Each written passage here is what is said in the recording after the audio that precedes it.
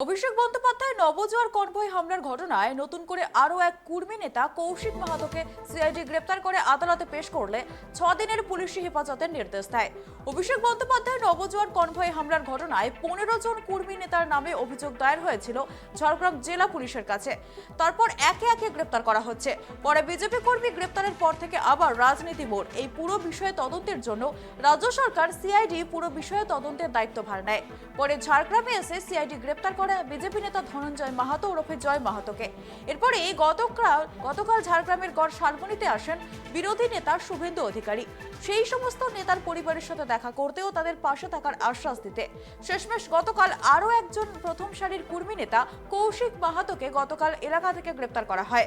ঘটনার পর থেকেই গা ঢাকা দিয়েছিল সে। গতকাল রাতে তাকে সিআইডি শেষমেশ গ্রেপ্তার করে শুক্রবার কৌশিককে ঝাড়গ্রাম আদালতে একাধিক জামিন অযোগ্য মামলায় পেশ করেন এবং সিআইডি সূত্রের খবর তারা তদন্তের জন্য কৌশিক মাহাতোকে 8 দিনের হেফাজতের আবেদন করেন।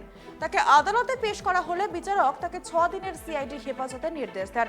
তদন্তের জন্য ইতিমধ্যেই নবজোয়ার কনভয়ে হামলার ঘটনায় 11 জন গ্রেপ্তার।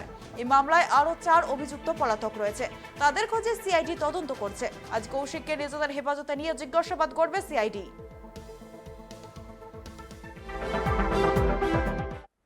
অভিষেক বন্দ্যোপাধ্যায় নবজোয়ার কনভয় হামলায় আরও এক কর্মী নেতাকে গ্রেপ্তার করলো সিআইডি।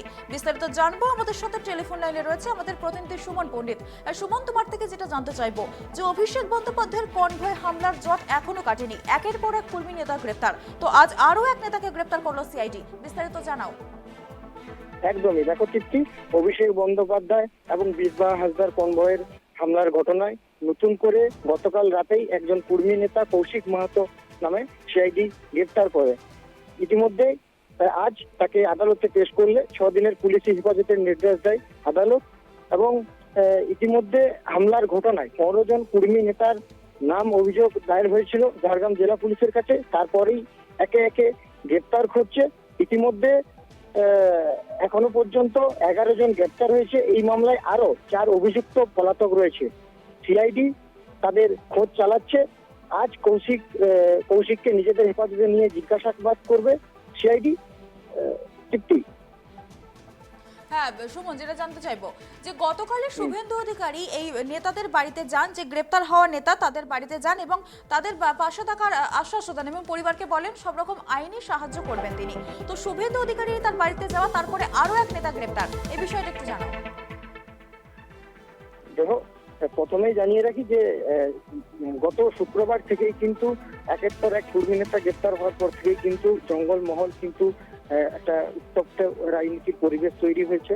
তার মধ্যে গতকাল শুভেন্দু অধিকারী গড়শালবনী এলাকায় এসে ওই গ্রেপ্তারি কর্মী নেতাদের বাড়িতে যায় এবং গেলেও এখানে এক কর্মী নেতা অশোক মাহাতো তিনি জানিয়েছেন এখানে যে কোনো দল আসতে পারে, কিন্তু এলেও এখানে কোনো ভাবে যে রাজনীতি করা যাবে না।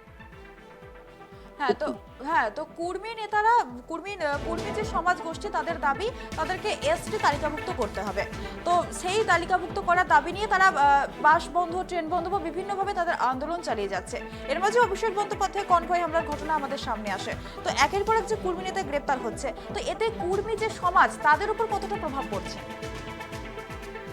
তারা বলছেন, তারা যেটা জানাচ্ছেন যে তাদেরকে নিয়ে রাজনীতি করা হচ্ছে।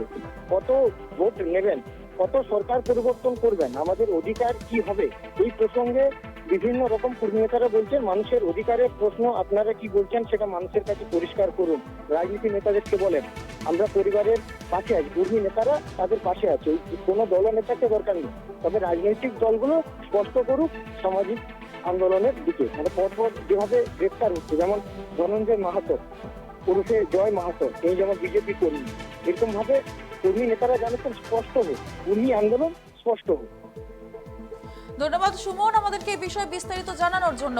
তো আবারও জানিয়ে রাখি, অভিষেক বন্দ্যোপাধ্যায় নবজোয়ার কনভয়ের হামলায় নতুন করে আরও এক কর্মী নেতা গ্রেপ্তার হয়।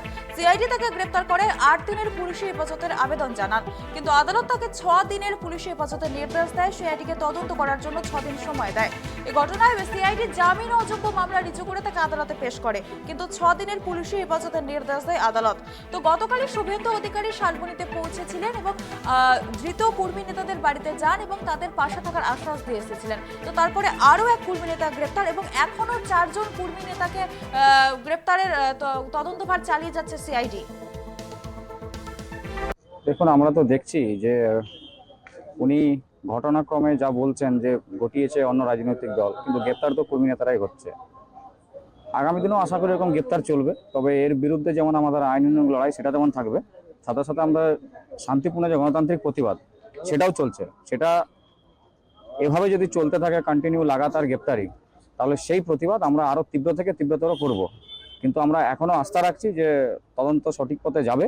আর যদি কোথাও না কোথাও এই তদন্তকেই যদি একটা ঘোরানোর চেষ্টা করা হয়, যে যা বলছে সেটাকে এস্টাবলিশমেন্ট করার চেষ্টা হবে, তাহলে আমাদের যে আইনানুগ যে ব্যবস্থা আছে আমরা আদালতের দ্বারস্থ হব কোনো নিরপেক্ষ তদন্ত বা সিবিআইয়ের জন্য।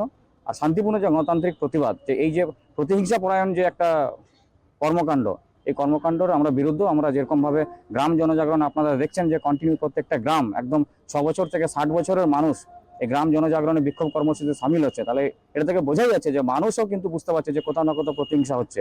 তার জবাব কিন্তু মানুষ ঐক্যবদ্ধভাবে দিবে। মানুষ এখন সুশৃঙ্খলভাবে শুধু ঐক্যবদ্ধ হচ্ছে, জবাব দেওয়ার শুধু সময়ের অপেক্ষা। আমাদের তো এদিকে ইঙ্গিত নেই। দেখুন, কর্মী জনজাতি তার সাংবিধানিক অধিকার আন্দোলন করছে। এই কর্মী জনজাতির মানুষই বিভিন্ন রাজনৈতিক দলে বিভক্ত আছে, কারণ এটা তো সামাজিক আন্দোলন। তা আমার সমাজের আন্দোলন তো অন্য কোনো সমাজ করবে না বা অন্য কোনো রাজনৈতিক দল করবে না। তো প্রত্যেকটা মানুষের হতে পারে কোনো রাজনৈতিক চরিত্র থাকে, যাকে নিয়ে বিতর্ক হচ্ছে সেও তো কদিন আগে ওই দলে ছিল। তো অ্যাকচুয়ালি এটা তো রাজনৈতিক দলের কোনো দায়িত্ব কেন কথা আমরা। আর গতকালকের ঘটনাকে কেন্দ্র করে বিরোধী দল নেতা কোথায় যাবে সেটা আমার উপর ডিপেন্ডেবল নয়। ওটা ওনার সাংবিধানিক রাইটস আছে, উনি রাজ্যের যে কোনো জায়গায় যেতে পারে কোনো ঘটনাক্রমে। সেটা তো আমাদের কোনো সঙ্গ নেই। আমরা সেই পরিবারকে আশ্বস্ত করেছি আপনাদের আইনি লড়াই লড়া হবে এবং আপনাদের যা সমস্যা আছে সেই সমস্যা সমাজের পক্ষ থেকে সহায়তা করা হবে। এটা তো একদম পরিষ্কার যে সমাজের লড়াইয়ে তারা জেলে গেছে, সমাজ তার পাশে থাকবে। কোন দল কোন বিরোধী দলনেতা কি করে তাদের নিজস্ব ব্যাপার। প্রত্যেকটা পরিবারের পাশে সমাজ আছে। আমি নিজে গিয়ে সেই পরিবারের সাথে দেখা করে এসেছি যে যত রকম ভাবে সহায়তা করা হবে, যতক্ষণ না জেল থেকে বের হচ্ছে ততক্ষণ পর্যন্ত সমাজ আপনাদের পাশে থাকবে। যেহেতু এই পরিবারগুলো সামাজিক আন্দোলনের পরিপ্রেক্ষিতে তারা গেছে, আমরা চাই নিরপেক্ষ তদন্ত, কেউ যদি অপরাধী হয় তার সাজা হোক, কিন্তু এটাকে কেন্দ্র করে যেটা হচ্ছে সেই পরিপ্রেক্ষিতে আমরা সমাজ সম্পূর্ণভাবে পাশে আছি। তারপরে গ্রেপ্তারে কিছুটা কি আপনারা কোণঠাসা, কিছুটা আতঙ্কের পরিবেশ তৈরি হয়েছে? আমরা কোণঠাসা নয়, গ্রেপ্তার হয়তো 11 জন করেছে, কিন্তু গ্রামগুলোতে দেখবেন শয়ে শয়ে লোক বেরাচ্ছে। কোণঠাসা কে হবে আগামী কয়েকদিনে জবাব দেবে মানুষ। কারণ এই যে জনজাগরণ সৃষ্টি হয়েছে, এই জনজাগরণ প্রতিফলিত হবে আগামী দিনে ঝাড়গ্রামের রাজপথে। কৌশিক মাহাতোকে আজ ভোর 2টোর সময় বরকোলা ভিলেজ থানা চাকুলিয়া ইস্ট সিংভূম থেকে অ্যারেস্ট করে ঝাড়গ্রাম মাননীয় এডিজে ফার্স্ট আদালতে তোলা হয় এবং সিআইডির পক্ষ থেকে তার 8 দিনের পুলিশ রিমান্ড প্রেয়ার করা হয়। লার্নেড কোর্ট সিডি এবং উভয় পক্ষের বক্তব্য শোনার পর সেই পুলিশ রিমান্ড 6 দিন নির্দিষ্ট করেন এবং আগামী 8/6/2023 তারিখে ঝাড়গ্রাম আদালতে পুলিশ রিমান্ডের ওই অ্যাকিউজ কৌশিক মাহাতোকে হাজির করার নির্দেশ দেন। যেটা জানা যাচ্ছে যে নাকি সে কলকাতার উদ্দেশ্যে যাচ্ছিল, সেখান থেকে আমার কাছে যেটুকু ডকুমেন্ট আছে এবং যে ডকুমেন্টের উপরে বেশ করে আমি কথা বলছি, সিডি থেকে দেখা যাচ্ছে যে মেমো অ্যারেস্টে তাতে দেখা যাচ্ছে যে সে Borkola village under Chakulia PS east Singhbhum তার রিলেটিভের বাড়ি থেকে অ্যারেস্ট হয়েছে। এই মামলায় এখনো পর্যন্ত কতজন গ্রেপ্তার? এই মামলা পুরো গ্রেপ্তার হওয়ার পর সিআইডি যারা গ্রেপ্তার করেছেন 2 জনকে গ্রেপ্তার করলেন, তার আগে যারা গ্রেপ্তার হয়েছেন নতুন কেস সিআইডির হাতে হ্যান্ড ওভার করার পর 2 জন অ্যারেস্ট হয়েছে। কি কি ধারা দেওয়া হয়েছে? মূলত লম্বা চওড়া অনেক ধারা আছে। সবই কি জামিন অযোগ্য? সব জামিন অযোগ্য নয়, কিছু তবে অধিকাংশই জামিন অযোগ্য। মূলত কি সরকারি সম্পত্তি নষ্ট এগুলো কেসগুলো? সমস্ত কিছুই আছে, সরকারি কাজে বাধা দেওয়া 307 আছে, অ্যাটেম্প টু মার্ডার আছে, 353 আছে, বিভিন্ন সেকশন আছে। তার সাথে SC/ST অ্যাক্টে সেকশন 3 আছে।